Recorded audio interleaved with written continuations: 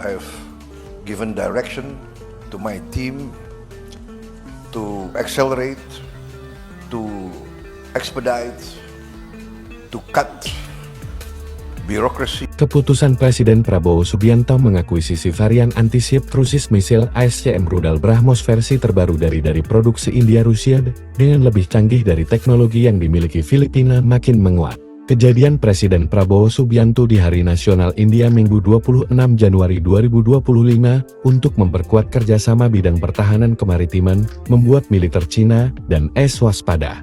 Cina khususnya menganggap BrahMos sebagai rudal menakutkan di tangan Prabowo dan militer Indonesia, sebab Indonesia hanya mau membeli BrahMos dengan paket transfer teknologi. Hal ini dikatakan Menteri Pertahanan Indonesia, Syafri Syamsuddin dikutip Senin, 27 Januari tahun 2024 usai menerima Kepala Staf Angkatan Laut India, Laksamana Dineska Tripati Desember tahun 2024 lalu.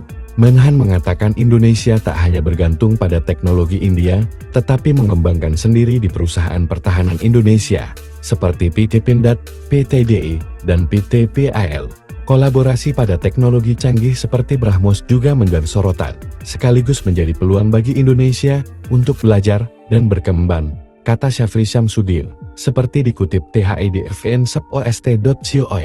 Pakar hubungan internasional dan bidang strategis Universitas Pertamina, Dr. Ian Mantratama dikutip dari Sputnik News, mengatakan, BrahMos bermanfaat mengantisipasi ancaman Cina di Laut Cina Selatan, terutama Natuna, sebab Indonesia berbatasan dengan 10 negara, yakni Singapura, Malaysia, Australia, Timor Leste, Papua Nugini, Thailand, Vietnam, Palau, Filipina, dan India. Seorang jenderal senior Cina menilai BrahMos punya kelemahan, dan mereka sedang mengoperasikan rudal darat ke udara Haki-9 yang bisa dioptimasikan melawan ancaman BrahMos. Sistem rudal Cina ini meliputi sistem pemandu canggih, kemampuan anti-macet multi-target, dan rudal interseptor dengan kecepatan maksimal Mach 4,2 dibandingkan dengan BrahMos yang hanya Mach 3 saja.